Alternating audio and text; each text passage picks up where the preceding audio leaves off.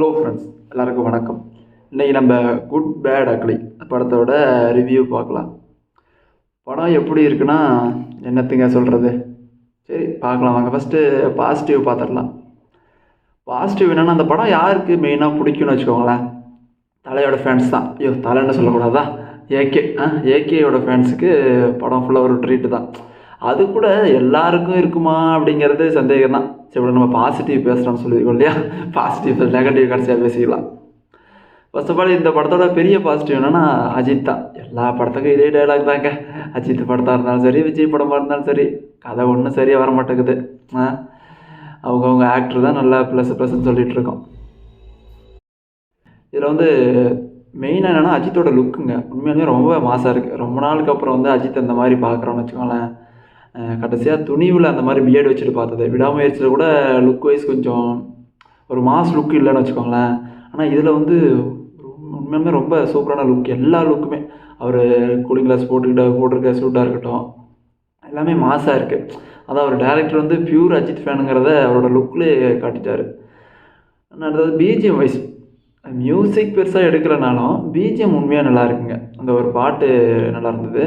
மற்றபடி பாட்டு எதுவுமே சொல்லிக்கிற மாதிரி இல்லை. பிஜிஎம் வைஸ் எல்லாமே நல்லா இருந்தது. சரி அவ்வளோதானா அப்படின்னா, சரி படத்தில் என்ன பிரச்சனை அப்படின்னா, படமே பிரச்சனை தாங்க. என்னடா அப்படின்னா, இந்த படம் அஜித் சாரோட ஃபேன்ஸுக்கு வேணால் ஓகேவாக இருக்கும். ஃபேன்ஸுக்கு கூட ஒரு அதுலேயே ஃபேன்ஸை நம்ம 2 செக்டராக பிரிக்கலாம். என்னென்னா, அவங்களோட ஆக்டர், அவங்களோட பிடிச்ச ஹீரோ என்ன பண்ணாலும் கொண்டாடுற ஃபேன்ஸு. இன்னொன்று ஃபேன்ஸாக இருக்கேன் ஆனால் கதை சரியில்லைன்னா குறை சொல்கிறவங்க தான். இதில் இதை கொண்டாடலாம். என்ன கொண்டாடலாம்னா, அவரோட ஆக்டிங் பரவாயில்ல, லுக் வைஸ் நல்லாயிருக்கு. Acting wise okay, look wise okay. But மற்றபடி எதுவுமே கனெக்ட் ஆகலைங்க. ஸ்டோரியும் இல்லை. அவங்க கொடுத்துருக்க வில்லன்ஸு அர்ஜுன் தாஸ்லாம் யாருன்னு கைதி படத்தில் பார்த்துட்டு வாங்க இல்லையா. அர்ஜுன் தாஸ் யாருன்னு அது ட்ரக் எடுத்துகிட்டு வந்தாருன்னா அப்படியே மிரளும் இருக்கும் சீன், அந்த மாதிரி இருக்கும். ஆனால் இதில் எதோ கேங்ஸ்டருங்கிறாங்க, பெரிய பெரிய கைங்கிறாங்க. ஆனால் இங்கே கழுத்தில் ஒரு டேட்டோ, கையில் ஒரு டேட்டோ, அங்கே ஒரு டேட்டோ, இங்கே ஒரு டேட்டோ. அதில் ஒரு அர்ஜுன் தாஸ் இருந்தாவே ஒன்றும் பண்ண முடியாது. இதில் 1க்கு 2 இருக்காங்க. ஆனால் உண்மை என்னென்னா 2 பேருமே எதுவுமே பண்ணலைங்க. ஆச்சுங்க போச்சு அப்படி இப்படின்னு தான் சொல்லிட்டு இருக்காங்களே தவிர வேறு ஒன்றுமே இல்லை. சரி, இன்னொன்று இதில் இந்த குட் பேட் அக்லின்னு படம் பேர் வச்சது போல் ஏகேனே வச்சுருக்கலாங்க.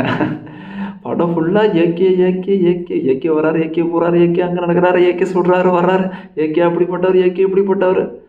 எந்த படத்துலங்க ஏகே ஒரு படத்து ஒரு ஹீரோட பேர் இருக்குன்னா ஓகே சொல்லலாம். ஆனால் அந்த படம் ஃபுல்லாகவே பேர் தான். ஆனால் கடைசி வரைக்கும் அந்த ஏகேங்கிற நேமுக்கு என்ன ரிவீல், அஜித் குமாரா, அது நமக்கு தான் ஏகேங்கிற பேருக்கு என்ன சொல்லாமே விட்டாங்க. சரி, அஜித் குமாரை நம்ம வச்சுட்டு போவோம். படம் ஃபுல்லாக ஏகேன்னா சொன்னால் எப்படி. அண்ட் இன்னொன்று கைஸ், இது எனக்கு எனக்கு ஒரு மாதிரி இருக்குது. உங்களுக்கு அந்த மாதிரி தான் தோணிச்சா? இப்போது இப்போ நீங்கள் ஆஃப் ஸ்க்ரீனில் பார்த்தீங்கன்னா அது ஒரு பெரிய ஆள்னு வச்சுக்கோங்களேன். ஒரு ரேஸ் பண்ணுறாரு, அவர் 10,000 அவார்ட்லாம் வாங்கியிருக்காரு, அவருக்கான மரியாதை கொடுக்கலாம். ஆனால் படம் ஃபுல்லாகவே யாருமே ஒரு வார்த்தை கூட அவரை வாடாவோ போடாவோ அப்படின்னு எதிரி கூட சொல்ல மாட்டுறாங்க. இன்னும் எல்லாம் இவர் அப்படி இப்படி. என்ன இவ்வளோ மரியாதை கொடுத்தா அதை எப்படி கனெக்ட் ஆகும் சொல்லுங்கள்.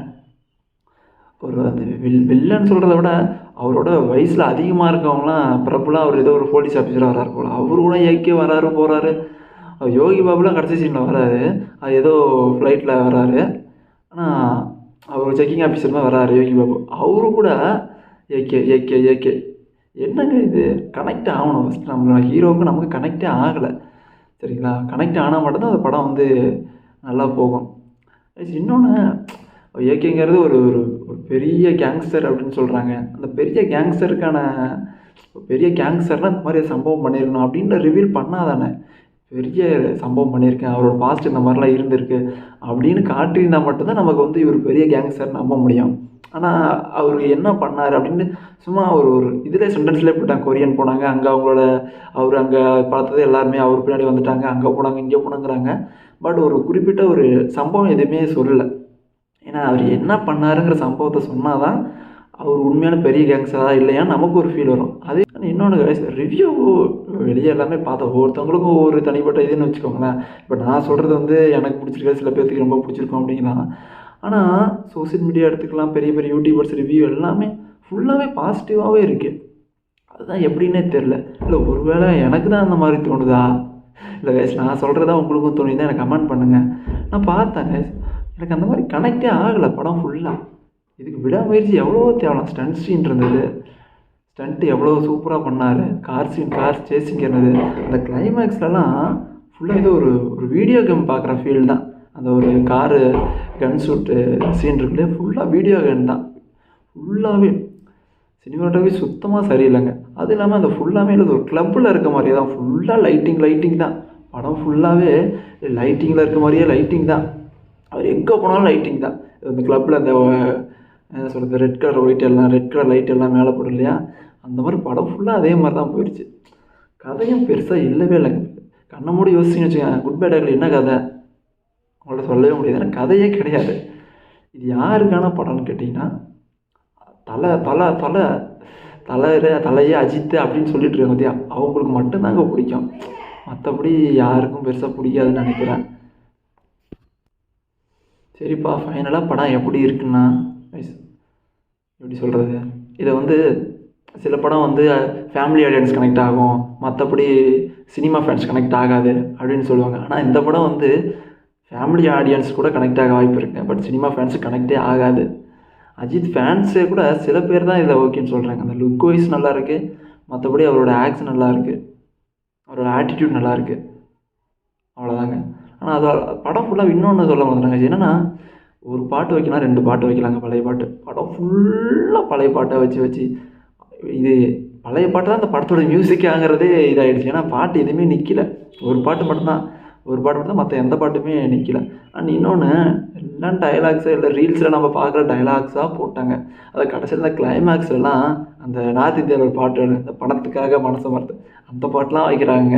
ஐயோ, அதுதான் சுத்தம் என்னடா அப்படி கிரிஞ்ச் பண்ணுறீங்களே அப்படின்ட்டு போயிடுச்சு. கிளைமேக்ஸில் ஏன்டா வைப்பீங்க அதெல்லாம் சொல்ல. ஒரு முன்னாடி ஒரு ஜாலியான ஃபைட்டில் வச்சா பரவாயில்ல.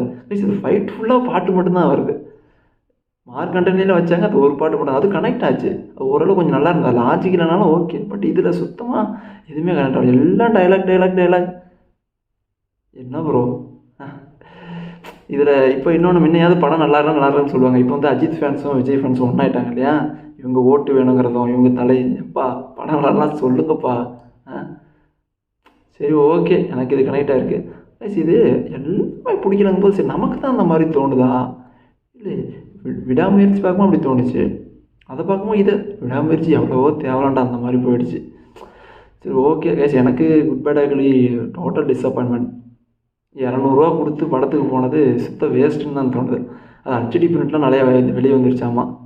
என்னை பொறுத்தவரை என்கிட்ட படம் பார்க்கலாமான்னு கேட்டிங்கன்னா தயவுசெய்து அதிலே பார்த்துட்டு போகலாம். ஏன்டா எப்படி சொல்கிறேன்னா, டோட்டல் டிஸப்பாயின்மெண்ட் கைஸ். படம் சுத்தமாக அது எப்படா படம் முடியும்னு ஆயிடுச்சு. சரி ஓகே, இன்னொரு நாளைக்கு ஒரு நல்ல படத்தோட ரிவ்யூ பற்றி பார்க்கலாம். ஓகேவா, பாய் கைஸ். ஃபைனலாக அந்த வீடியோவோட ஸ்பான்சர் பற்றி பார்த்துடலாம். This video is sponsor by Bymot e-commerce application. டிஸ்கிரிப்ஷனில் அதோட லிங்க் இருக்குது. ப்ளே ஸ்டோரில் அப்ளிகேஷன் இருக்குது. ஓகேவா, டிஸ்கிரிப்ஷன் லிங்க் கிளிக் பண்ணால் ப்ளே ஸ்டோரில் அப்ளிகேஷன் இருக்கும், டவுன்லோட் பண்ணி இன்ஸ்டால் பண்ணாங்க. இந்த அப்ளிகேஷன் எதுக்குன்னா இ-காமர்ஸ் அப்ளிகேஷன் தான். சேம் அமேசான், ஃப்ளிப்கார்ட் இருக்குல்லையா, அதே மாதிரி அப்ளிகேஷன் தான். இதில் நம்ம வந்து அந்த கேட்ஜெட்ஸை தவிர்த்து மற்ற எல்லாமே நம்ம வீட்டுக்கு தேவையான எல்லாமே நம்ம வந்து ஆர்டர் பண்ணிக்கலாம். லைக் கிராசரி ஐட்டம்ஸ், அதாவது மசாலா ஐட்டம்ஸ்லாம் இருக்கு இல்லையா, அது ஃபேஸ் வாஷு, அதாவது cosmetics items, personal care, dogs கேட்ஸ்லாம் வளர்க்குறீங்கன்னா அதுக்கான ஃபீட்ஸு, நம்ம சாப்பிட்ற ஸ்நாக்ஸ், சாக்லேட் கொண்டு எல்லாமே இருக்குது. ஆனால் ஹார்லிக்ஸு, லாக்டோஜன் பால் பவுடர், குழந்தைக்கு கொடுக்க முடியாது பால் பவுடர், எல்லாமே ஒரே பிளாட்ஃபார்மில் இருக்குது. இது ரொம்ப நமக்கு யூஸ்ஃபுல்லாக இருக்கும். வெளியே போய் நீங்கள் எங்கேயோ வாங்கணும்னா ரேட் வந்து இதையும் கம்பேர் பண்ணி பார்த்தீங்கன்னா பைமோட் அப்ளிகேஷன் தான் ரேட் ரொம்ப கம்மியாகவே இருக்குது. சரியா, செக் பண்ணி பாருங்கள். பிடிச்சிருந்தா நான் பைமோட் அப்ளிகேஷனில் பை பண்ணுங்கள். ஓகேவா. அண்ட் சர்வீஸ் ஐட்டம்ஸ், அதாவது டெலிவரி ப்ராசஸ் கூட சீக்கிரமாகவே நடக்குது. அதனால் அதை செக் பண்ணி பாருங்கள். பிடிச்சிருந்தா நீங்கள் பைமோட் அப்ளிகேஷனில் கண்டினியூவாக உங்களோட ஷாப்பிங்கை கண்டினியூ பண்ணுங்கள். ஓகேவா, தேங்க்யூ.